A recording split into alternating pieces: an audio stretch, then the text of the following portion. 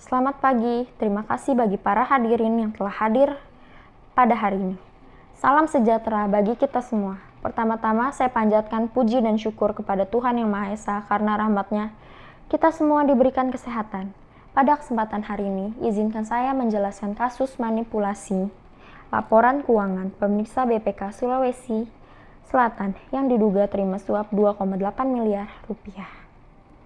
Komisi Pemberantas Korupsi atau KPK menetapkan Kepala Badan Pemeriksa Keuangan atau BPK Sulawesi Tenggara dan anggota tim pemeriksa BPK Sulawesi Selatan sebagai tersangka suap.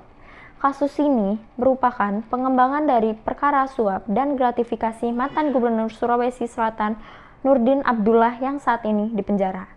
Para tersangka itu adalah Andi Soni selaku Kepala Perwakilan BAP BPK Sulawesi Tenggara atau mantan Kausuauditorat Sulawesi 1 BPK Perwakilan Provinsi Sulawesi Selatan, Bapak Yohanes Binur Haryanto Manik selaku pemeriksa BPK Perwakilan Provinsi Sulawesi Selatan, Bapak Wahid Iksan Wahyudin sebagai mantan pemeriksa pertama BPK Perwakilan Provinsi Sulawesi Selatan atau Kasubag Humas dan Tata Usaha BPK Perwakilan Provinsi Sulawesi Selatan dan Gilang Gumilar selaku pemeriksa Perwakilan BPK Provinsi Sulawesi Selatan atau staf humas dan tata usaha Kepala Perwakilan BPK Provinsi Sulawesi Selatan. Sementara itu, untuk pemberi suapnya tersendiri adalah Bapak Edi Rahmat, selaku Sekretaris Dinas Pekerjaan Umum dan Tata Ruang PUTR Sulawesi Selatan.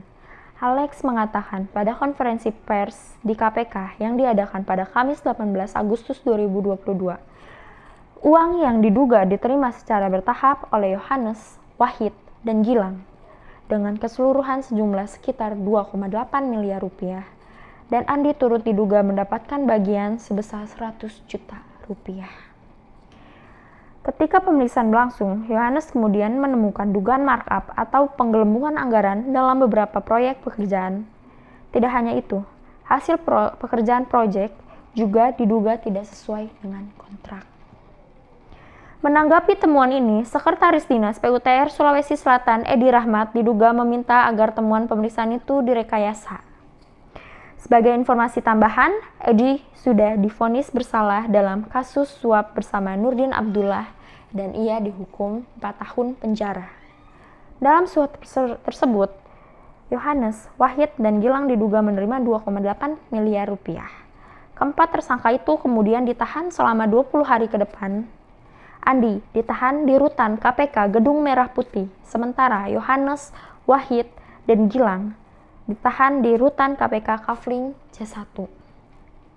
Lalu pada Kamis 13 Oktober di Gedung KPK memeriksa Darusman Idham selaku Bendahara Pengeluaran Sekretariat DPRD, M. Jabir selaku Sekretaris DPRD Sulawesi Selatan, Junaidi B. selaku PLT Kepala BKAD Sulawesi Selatan dan Muhrum selaku mantan Ketua DPRD Sulawesi Selatan.